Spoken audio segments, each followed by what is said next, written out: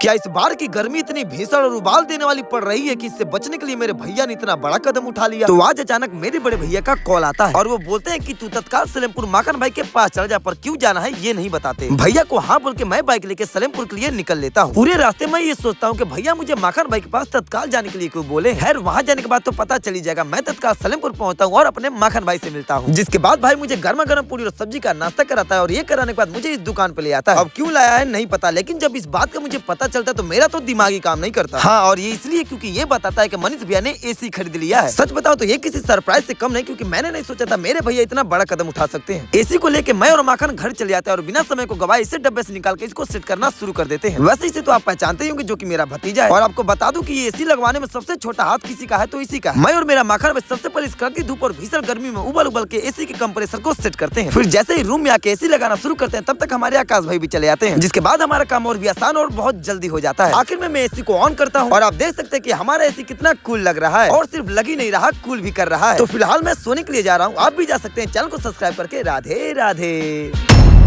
क्या हमारी इतनी कड़ी मेहनत मेरे माताजी के दिए गए इतने दिनों के बाकी काम को आज पूरा कर पाएगी या नहीं? तो ये था मेरे घर का गहरा किचन, जिसमें मैंने कुछ दिनों पहले मर मर के मिट्टी भरा था, क्योंकि ये मेरे माताजी की आज्ञा थी। पर जैसे ये काम पूरा हुआ मेरे माताजी ने थोड़ा कुछ बड़ा सोचा और उन्होंने बोला कि इसे आप फर्श करा दो। मैंने भी बोला चलो ठीक है, और अपने अभिषेक भाई के साथ हार्डवेयर की दुकान पे जाके फर्श में उपयोग होने वाली सारी सामग्री जैसे गिट्टी, बालू, सीमेंट, इन सभी को पिकअप पे लदवा के हाल ही में घर ले आया था और इंतजार में था कि कब कोई मुझे मिस्त्री मिले। खैर आज मेरा इंतजार खत्म हुआ, क्योंकि आज मुझे मिस्त्री मिल चुके हैं। बस अफसोस है तो इस बात का कि हमें कोई मजदूर नहीं मिला, जिसके कारण ये जिम्मेदारी मुझे मिली और इसको निभाते हुए मेरी फट गई पैंट। अब काम थोड़ा कड़ी मेहनत वाला होता है, इसलिए मैं इसमें अपने अभिषेक भाई की मदद ले लेता हूँ, जिसके बाद काम थोड़ा करने में आसान हो जाता है और फास्ट भी हो जाता है। हम दोनों की कड़ी मेहनत और लगन की वजह से काम लगभग कुछ घंटों में ही खत्म होने की कगार पे चला आता है। मगर खत्म नहीं होता, क्योंकि हम थोड़ा गर्मा गर्म पकौड़े और चाय के साथ चिल करने लगते हैं। गर्मा गर्म चाय की चुस्की के बाद हम दोबारा अपने काम में जोरों शोर से लग जाते हैं, जिसका नतीजा ये निकलता है कि मेरे माताजी के किचन का फर्श का काम पूरा हो जाता है। तो अब आपका काम है मेरे चैनल को सब्सक्राइब करना। राधे राधे।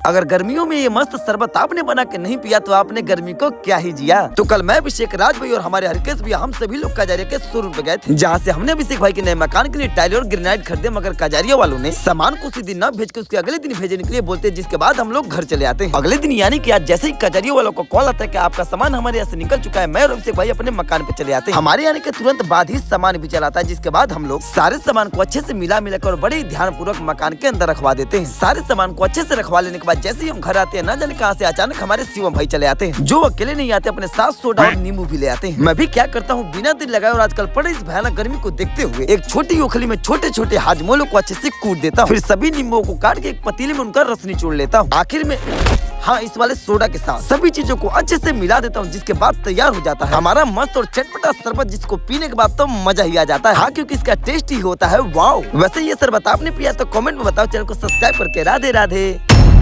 ऐसी क्या गलती कर दी हमारी पलटन ने कि जिस आम पन्ना को हमने कई घंटों की कड़ी मेहनत से बनाया था उसे आखिर में फेंकना पड़ गया। तो हमारे आकाश भैया हमें इंस्टाग्राम पे एक रील दिखाते हैं, जिसमें गर्मियों में घर घर बनाया जाने वाला और सबका पसंदीदा आम पन्ना बनाया जा रहा था। वीडियो को देखते ही हमारा भी मन आम पन्ना बनाने को कर देता है, मगर ये काम अकेले का थोड़ी था। फटाफट मैं अपनी पूरी पलटन को इसकी खबर कर देता हूँ कि आज हम आम पन्ना बनाएंगे। खबर मिलते ही मेरी पलटन के सभी सदस्य फटाफट हाजिर हो जाते हैं, जिसके बाद हम आम पन्ना बनाने के मिशन पे निकल पड़ते हैं। सबसे पहले हम लोग मैंगो के पेड़ से ताजे और खट्टीले आम तोड़ते हैं। फिर इसके बाद हम अपने मिशन का दूसरा काम शुरू करते हैं, जो था इन कच्चे आमों को पकाना, जिसके लिए हमें एक नहीं बल्कि अनेकों हथकंडे अपनाने पड़ते हैं, क्योंकि ये आम पकने से पहले हमें बहुत पकाता है। सच कहूं तो इसे पकाने के लिए हम लोग कुछ ज्यादा ही मेहनत कर देते हैं, और खासकर हमारा डुग्गू। आम के पक जाने के बाद हम लोग इसके छिलके और गुठली से गूदा निचोड़ के एक पतीले में इकट्ठा कर लेते हैं, और फिर हम बनाते हैं मसाला, जिसके लिए हम लोग जीरा, हजमोला और लाल मिर्च उपयोग करते हैं। पतीले में सब कुछ अच्छे से मिलाने के बाद लास्ट में हम इसमें सोडा और थम्स अप मिला लेते हैं, जिसके बाद हमारा आम पन्ना बनकर रेडी हो जाता है, जो कि देखने में बहुत ही स्वादिष्ट और शानदार लग रहा था। मगर हमारा ये भ्रम इस आम पन्ना को पीते ही टूट के चकनाचूर हो जाता है, क्योंकि इसका टेस्ट बहुत ही घटिया था, इतना घटिया कि हमें फेंकना भी पड़ जाता है। वैसे हमारी इतनी मेहनत में गलती कहाँ हुई, सब्सक्राइब करके कमेंट में बता दीजिएगा। राधे राधे।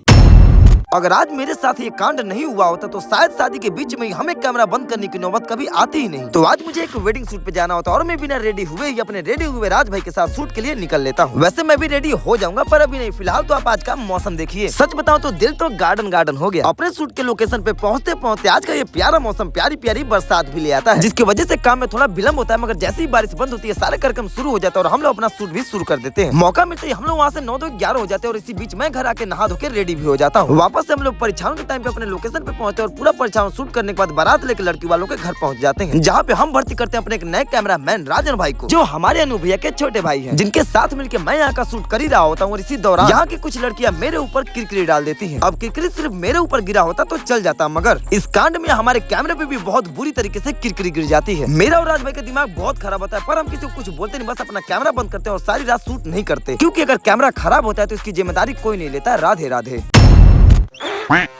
क्या सच में इन पत्तियों को बजाने वाला ये टैलेंट इतना ज्यादा मुश्किल है कि हंसी और गुस्सा दोनों खुद पे ही आ जाए? तो दोस्तों, हमारे राज भाई के नए घर की नींव बनने का काम शुरू हो चुका है, जिसमें मैं अभिषेक भाई हम दोनों भी अपना पूरा योगदान दे रहे हैं इस काम को कराने में। आज हम लोग कॉलम का स्ट्रक्चर बना रहे होते, इसी बीच मेरे पापा का कॉल आता है, मुझे दुकान पे आने के लिए बोलते, जिसके बाद मैं अपने आकाश भाई का दोपहिया वाहन लेके दुकान पे चला आता हूँ। यहाँ पे मेरे पापा मुझे इस लोडर के चारों गियर बदलने का काम दे देते हैं और मैं बिना देरी लगा इस काम को निपटाने में लग जाता हूँ। सबसे पहले तो मैं अपने बड़े भैया की सहायता से मशीन के सभी गियर शाफ्ट को निकलवा लेता हूँ, फिर थोड़ा फ्लेक्स मारते हुए गियर पे लगे वेल्डिंग को ग्राइंडर से काट के और हथौड़े की चोट पे सभी गियर को बाहर निकाल लेता हूँ। इसके आगे का मेरे पापा बोलते हैं कि आज नहीं होगा, जिसके बाद मैं सारा सामान रख के वापस अपनी टोली के पास चला आता हूँ। यहाँ पे इस हो रहे काम के साथ साथ मुझे एक और नई चीज देखने को मिलती है, और वो है हमारे नवीन भाई का पत्ते बजाने वाला टैलेंट। अब इस टैलेंट को सीखने का हक तो मेरा भी बनता है, और इस चीज में मेरी मदद खुद नवीन भाई ही करते हैं। ये टैलेंट मेरे लिए नया था, इसलिए मुझे थोड़ा दिक्कत होता है इसे सीखने में, पर आखिरकार मैं भी ये टैलेंट सीख जाता हूँ।